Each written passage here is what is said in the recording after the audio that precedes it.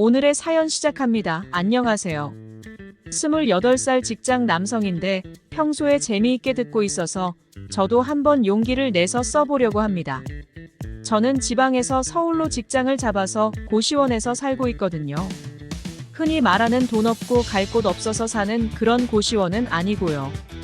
화려하진 않지만 그냥 저냥 제 방 안에 조그만 냉장고나 샤워할 수 있는 개인 화장실이 딸리고 아주 조그맣게 창문도 딸린 방이 제가 살고 있는 고시원의 모습입니다. 주방이나 옥상은 공동으로 쓰고 방은 따로 사는 그런 곳이지요. 여기는 저처럼 지방에서 올라온 직장인들이 제법 살고 있고 실제로 고시 공부하는 사람은 그다지 본 적이 없는 것 같아요. 저는 여기 산지 2-3달 정도 되었는데 어지간한 것은 만족하고 사는 편이에요. 시장도 가까워서 간단한 반찬 같은 것을 사다가 제 방 냉장고에 넣어두기도 편하고 편의점이나 카페가 많아서 한밤중에도 간식거리나 음료를 사러 가기가 편하니까요. 한 가지 아쉬운 점이라면 조금 외롭다는 것을 들 수가 있겠지요.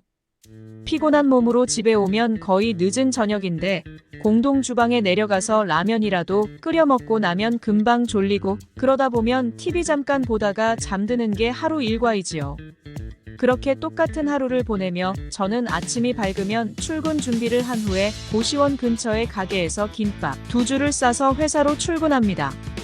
어느 날 평상시대로 그 집 대표 김밥을 2줄 싸달라 하고는 그대로 받아서는 가방에 넣어서 회사에서 점심시간에 펼쳤습니다. 그런데 가만 보니 김밥을 먹다 보니 머리카락이 2가닥이나 나왔지 뭡니까? 저는 처음에는 그저 피식 웃고 말았고 그 다음에 또 머리카락이 나온 것을 보고는 김밥 싸는 아가씨가 실수를 여러 번 했나 보다 하고 그저 넘겼습니다. 그리고 다음날 역시나 2줄의 김밥을 점심 식사용으로 그 집에서 사가지고 가서 점심때 사무실에서 펼쳤습니다. 그랬더니 이번에는 돌이 큼직한 것이 김밥마다 4개가 나왔습니다. 저는 그제야 이것이 결코 실수가 아닌 것 같다는 느낌이 들기 시작했지요. 그 주에만 연달아서 계속 머리카락과 돌이 여러 개가 나왔다는 것은 우연이라기에는 너무 심한 것 같다는 생각이 들었습니다.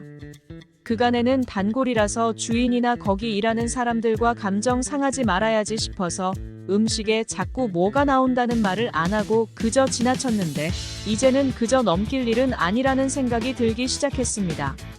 그리고 퇴근길에 그 김밥집에 들러서 저녁을 먹으며 가게 안에 주인이 있는지 없는지부터 살폈습니다. 그리고 가게 안에 손님이 있는지를 둘러보니 다행히도 저 말고는 아무도 없었습니다. 그리고는 김밥 싸는 아가씨가 손님이 비는 시간이라서 의자에 잠깐 앉는 모습을 보고는 넌지시 말을 걸었습니다. 그 일주일간 사간 김밥들에서 나왔던 머리카락과 돌에 대해서 이야기를 했고 아가씨는 연거푸 미안하다며 어쩔 줄을 몰라 하더니 왜 그간에 일찍 말하지 않았냐고 했습니다. 제가 사정 이야기를 했더니 그녀는 그윽한 눈이 되어가면서 조금 가늘게 목소리를 떨면서 나지막이 말했습니다. 알고 보니 그녀도 우리 고시원 여자동에 살고 있었습니다. 더구나 제가 항상 김밥을 아침에 사가며 혼자 겨우 힘내서 일상을 살아가는 게 눈에 밟혔고 여자친구도 없어서 퇴근 후에 할 일도 없는 것 같고 그래서 자신이 조금 적극적으로 이야기를 해보고 싶었는데 기회가 없었다고 하더라고요. 제가 가게에 오면 뭔가 이야기할 거리를 만들어 보고는 싶은데 제가 사적인 이야기는 잘 안 받아주는 것 같아서 망설여지기도 해서 겨우 짜낸 묘안이란 것이 김밥에 머리카락과 돌을 넣는 것이었다고 합니다. 저는 조금은 어이가 없어서 슬쩍 웃음이 나오려는 것을 참고는 가만히 물었습니다. 제가 혹시 성질이 고약해서 화라도 버럭 내버리면 어쩌려고 그랬냐고요. 그런데 그 당돌한 아가씨가 하는 말이 지금껏 자신은 많은 손님들을 봐왔는데 괴팍한 종류의 사람은 아닐 거라고 확신을 했다 합니다. 그저 말 붙이기가 어려울 뿐 나쁜 종류의 사람은 아니다 싶어서 일단은 강하게 접근을 해서 말문을 터보자 싶었더랍니다. 더구나 그녀는 저를 동네에서 자주 봐왔더군요. 어두운 밤 그녀 이하 직원들이 가게 문을 닫고 다들 퇴근할 때 제가 고시원에서 나와서 편의점이나 커피를 사러 가는 것도 몇 번 봤다고 하더군요. 더욱이 제가 퇴근 후에 할 일이 없어서 고시원 옥상에서 담배 피고 때론 의자 갖다 놓고 멍하니 앉아 있는 것도 여자층 옥상에 올라가서 빨래를 거두며 멀리서 봤다고도 하고요.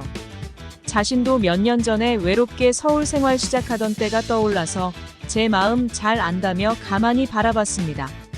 사실은 제가 아침에 김밥 사러 올 때 자신의 마음을 전할 메모 같은 것을 넣어볼까 고민해봤지만 저 같은 사람은 워낙에 내성적이라 안 통할 것 같아서 이런 수법을 썼다는 말도 다시 덧붙으며 가만히 웃었습니다. 그녀는 제가 퇴근하면 의뢰 1시간 넘게는 옥상에서 시간을 보낸다는 것을 이미 알고는 그 무렵이면 항상 고시원 옥상에 가 있었다고 하더군요. 제가 치는 기타 소리도 다 들었고 그 기타 소리에 섞어서 노래를 조용히 부르는 것도 다 들었다고 했습니다. 조금 부끄러웠지만 알지도 못하는 새에 누군가가 나를 그렇게 마음 두고 있었다 생각하니 조금은 기분이 남달라지기 시작했습니다. 그러더니 그녀가 자신의 전화번호를 종이에 적어서 주었습니다. 저는 조금 망설이다가 쑥스러운 얼굴로 그것을 받아들고 주머니에 넣었습니다. 그리고 방금 우리는 첫 데이트를 하고 왔습니다. 고시원 근처 시장에서 저녁을 먹고 편의점에 가서 맥주를 한 캔씩 사서 가게 앞 테이블에 앉아서 마시며 이야기를 나눴습니다. 저는 일을 열심히 배워서 한 10년 후에는 작은 무역 사무실을 차리고 싶단 말을 했고 그녀는 그동안 일하면서 익힌 김밥 싸는 기술로 배달 야식업을 차리고 싶다고 했습니다.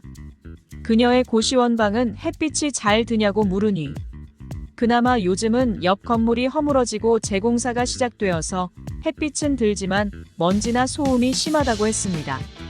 덕분에 창은 열 수가 없고 그 덕에 환기가 조금 어렵다며 웃었습니다. 그런데도 그녀는 제가 퇴근해서 옥상에 올라오는 것을 보려고 저녁이면 일정한 시간에 그렇게 옥상으로 올라와 있었다는 것입니다.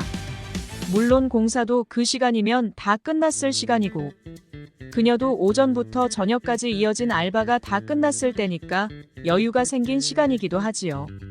몇 년은 그렇게 고시원에서 살아왔을 그녀 그리고 저도 시작된 지 얼마 안 된 서울 생활을 헤쳐나가며 저녁이면 옥상에서 하늘을 보며 그렇게 멍하니 시간을 보내고 그 다음 날을 맞이하고 있었습니다. 화려하지는 않지만 조촐하게 하루를 마무리하며 기타를 치고 상념에 잠기거나 뭔가 부족했던 하루를 되돌아보는 그 시간을 나와 비슷한 처지의 누군가가 그렇게 동시에 진행하고 있었다는 생각에 기분이 조금 남달라지기도 했습니다. 그녀와 저는 이렇게 해서 말문을 텄고 첫 데이트도 시작했습니다. 거창하게 사귀자는 말로 다가선 것은 아니지만 조금 더 친근해졌기에 이제부터 서서히 연애의 길로 들어가는 것이라고 생각합니다. 그저 일상 안에서 생활처럼 시작된 우리의 작은 연애가 어떤 해 펼쳐질지 기대가 됩니다. 오늘의 사연은 여기까지입니다. 구독, 좋아요 꼭 눌러주세요.